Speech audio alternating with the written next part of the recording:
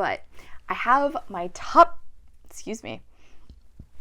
Ooh, okay. Hey y'all, my name is Nat. I hope you're having a terrific day today, and for this video we are going to be going over my best and worst books of the year. Before we get into anything bookish, however, make sure to hit like and subscribe down below, as well as tell me in the comments what was your best book of the year, or if you're too indecisive, tell me one of your best books of the year. Alright, so same as last year, I feel like I have to start with my worst books, so that way we can end things on a positive note. Now, starting out, if any of these worst books are books you enjoyed, same disclaimer as before, that's not a bad thing. We all have opinions. You know, this book just might not have been for me. And I will say, I don't think I gave any of these books less than like 2.5 stars. Even when I don't like a book, I still tend to be pretty generous. Most of the time, I still give it like a 2-star rating, which usually just means that it wasn't for me. And then normally if I give a 0.5, it means there was some aspect of it I can give the authors props for. So starting out in no particular order is The Last Thing He Told Me by Laura Dave. This is doubly surprising because it actually won the Goodreads Choice Awards last year for mystery thriller, I believe. I don't know how. I don't get it. I'm sorry. This was a pretty quiet mystery overall. I think it really was more focused on the characters, specifically the stepmom and stepdaughter who have to try and investigate the mother's husband's disappearance, particularly after his company is being investigated for fraud or something like that, and he leaves them a ton of money before disappearing off the face of the earth. I wasn't incredibly invested in the relationship between these two characters as we're watching them try to bond as mother and daughter. Honestly, I was more interested in the mystery, but it felt like that kind of was on the back burner quite often. I was getting more intrigued as the story progressed forward, but once we finally started getting answers, they just seemed a little too out there for me, particularly in comparison to the rest of the book, which felt quite grounded. That just made those grasping at straws answers all the more ridiculous. But the thing that really got on my nerves with this book was the writing style. It was so incredibly repetitive. It would say the same thing 3 different times before moving on. And when you're listening to the audiobook, that gets really tiresome. Especially at the end of the book, it really felt like that writing style was making the entire story drag, and it just seemed as though everything was overwritten. And then finally, with a mystery thriller, I feel like there needs to be some sort of high stakes that gets me invested and makes me feel like I'm on the edge of my seat at some point in the book, but that never happened. And this was a glaring issue, particularly in the climax, because I just didn't really care at all, honest. So yeah, unfortunately, that one did not work out for me, and I don't think anybody else in my book club really liked it either. Next up is one that I considered putting on my disappointing books of the year. I can't even say I was disappointed with this book because all of the other reviews I've heard from people had dropped my expectations so low that I really didn't think I could go into this book and not like it. But there we were. Bar was on the floor and Sager was still playing limbo with the devil. Yeah, just hearing that name, I'm sure you have a guess of 2 books it could be. Survive the Night by Riley Sager. I was so disappointed in this. I have had a love-hate relationship with Riley Sager's books now. I think 2 of them I loved. 1 was okay, 2 I did not like. And because of that, I'm very hesitant to pick up his newest book, which actually came out this year. I do agree with everybody else who said Survive the Night was a giant letdown. I loved the atmosphere of the 90s. I liked all the cultural references being dropped. And then an original, albeit unrealistic, reason to have an unreliable narrator. But this main character, Charlie, was so frustrating to follow. Oh my lord. And then the reason that Charlie was an unreliable narrator just started to feel more and more unrealistic, and like Sager was only utilizing it anytime it was convenient for a plot device. I also couldn't stand the fact that Maddie, Charlie's roommate who was killed by this serial killer, was such a driving force in the plot, because the more we learned about her, the more I did not like her. Do I think she deserved to be killed by a serial killer? Absolutely not. Do I think she should have been this much of a driving force in Charlie's life? No, not at all. She was not a good person. She was not a good friend. This was another one where we started having reveals and they just seemed way too out there for me. All character motivations seemed incredibly thin. And then there's this final thing that happens in the epilogue that I do think was interesting. I also do believe it was clever, but I didn't particularly like it. And then there's this additional piece of information that just screams that this main character, who's a woman, was written by a man. Did not like that. That was... Why? I still don't really understand why that was necessary. So yeah, I don't remember exactly what I gave this, but I think it was like 2 stars. This next one is also a book that I went in with fairly low expectations and still didn't like it, but honestly, it wasn't a disappointment because I knew from the get-go I really wasn't sure I was gonna like this book. That was The Giver by Lois Lowry. I read this for, I think it was like reading the books which had been on my TBR the longest. I added this in like middle school, maybe high school, because a lot of people I knew read it for school and I never had to, but it's a dystopian book. And I know myself, I don't like dystopian books. It was one of those where it was like, you know, this is kind of interesting, but it's just not really for me. It's not hooking me. It's not keeping my attention. I don't care to continue the rest of the series.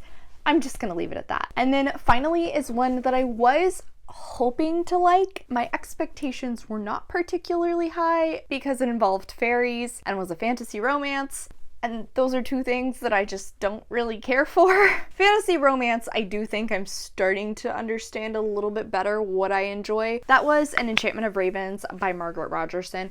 To be fair, I didn't buy this book for myself. I bought it for a friend as a gift and told her I was gonna read it before giving it to her. She told me pretty flat out she didn't think I was gonna like it. Not only because of the fairy thing, but also because there's the immortal being with a 19-year-old falling in love. I was not convinced by the romance between these two.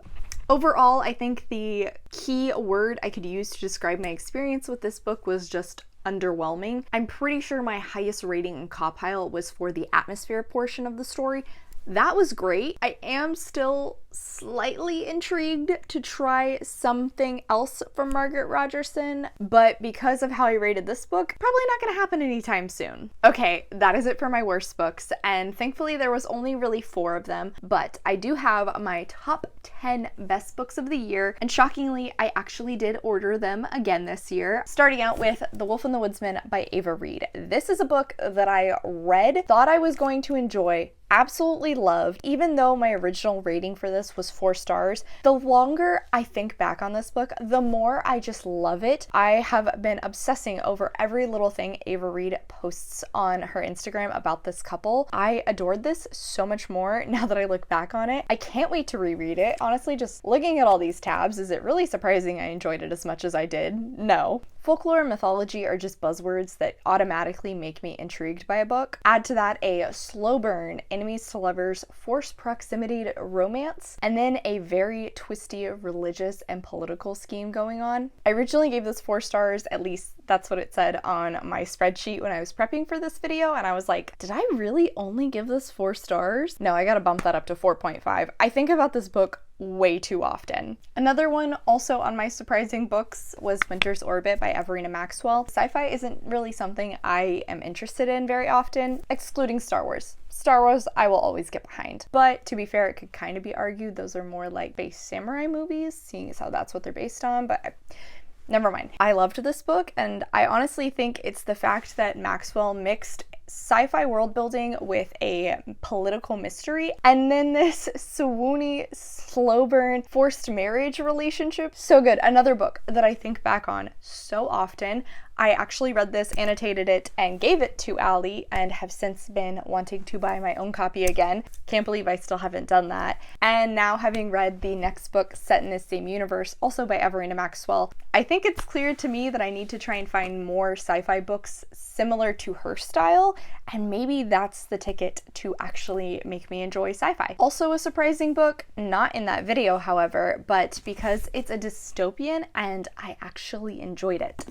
Hell Followed With Us by Andrew Joseph White. This was so freaking good. It came out of left field. I only really picked it up because of the cover. I hadn't heard of it prior to that. I loved this so much. But apparently if you mix a zombie apocalypse with a cult and then queer characters sprinkled throughout on top of a found family, I'm gonna enjoy it. I'm still so impressed at how dark and gory and visceral this book is for a YA horror. This is probably some of the grossest descriptions I've ever read, and I have read adult horror also. This is definitely up there. White's utilization of religious text and the way that cults can take scripture, twist it in a not unrealistic way to fit what they want, and then the impact that that kind of a upbringing has on an individual. Amazing. Benji's character arc throughout this book is so fantastic. It is beautifully done. I cannot wait to see more from this author. Next is the only nonfiction book that I have on this list, and trust me, this was a really, really hard one. I have read some fantastic nonfiction books this year. I'm pretty sure almost all of them have been 5 stars. This was a memoir though that I genuinely had such a fantastic time listening to it. Every time I was reading it, I was cracking up, laughing. I even shed a tear or two. I have since started looking into every piece of media this man has been in and enjoyed it all. You Can't Be Serious by Cal Penn. This audiobook is so fantastic. I highly, highly recommend it. He reads it himself. It makes everything all the funnier. You definitely can just understand his personality. And then whenever he starts to dive into his job working at the White House, particularly anytime his Hollywood career would interact with his job at the White House, was so entertaining. His conversation with Michelle Obama that he recounts in this, where she couldn't believe how he applied for a job at the White House, like, stuck in my mind. It was so freaking funny. Have since watched all of the Harold and Kumar movies with my brother after finishing this book, and I appreciate all of the interactions between him and John Cho all the more. Any callbacks to those movies also just like hilarious throughout it. Again, up there for one of the best nonfiction books I've ever read, but like this was definitely the one that has just been stuck in my mind ever since I finished it. Next up is my first romance book, and I don't think this will surprise anybody when I say it's from the Winston Brothers series. I had to go with Beard Science, the 3rd book in the series, which is following our main character of Cletus, because honestly, Cletus is my favorite. He is absolutely hilarious. He has no care about what anyone thinks of him. He is so sweet to all those he loves. He's a conniving evil genius when he wants to be, and literally every single interaction we see between him and Jen after their book had me swooning even more, loving them as a couple even more. I can't wait to pick up the companion series, which focuses purely on these two as they solve mysteries and their relationship starts to intensify. So good. Literally the only complaint I think I had with this book was that I wanted a little bit more steam, but apart from that, this is like up there for one of the best romance books ever. I can't wait to get my hands on a copy, but it's very hard to find this one secondhand. If anybody has any leads on that, let me know. Cackle by Rachel Harris. I don't know why this was marked as horror on Goodreads, because it's not horror. It's like maybe cozy horror. I could see that perhaps, but even then, nothing really horrific happens in this book. There's a few suspenseful, uneasy moments, but still, nothing horrific. The vibes are so freaking good. I literally could not escape this book. Anytime I picked it up, it was fantastic. I was so drawn into the world, following these women who were living the best life they could. And as we watch our main character slowly try to become the best version of herself, stop putting all this energy into other people who she thinks will make her happy and instead focus it on herself. I just loved the overall message of the story. Anytime a good quote would come up, it would shock me. I wouldn't think too much of it, but then there were a few that I did mark down, and I wish I had actually taken the time to annotate them. They're so good, and every time I think back on them, I'm like, wow, that's so relatable. That's the kind of thing I want to do in my life. One of those books that I totally understand, not for everybody. I've seen some negative reviews of this, but one of those that is so up my alley and I enjoyed it so much. There's a high chance I may start rereading this every October because I enjoyed it that much. Another one with writing absolutely beautiful, so gorgeous, totally my style, but not everybody else's. The Starless Sea by Erin Morgenstern. I don't think this is a surprise to anybody.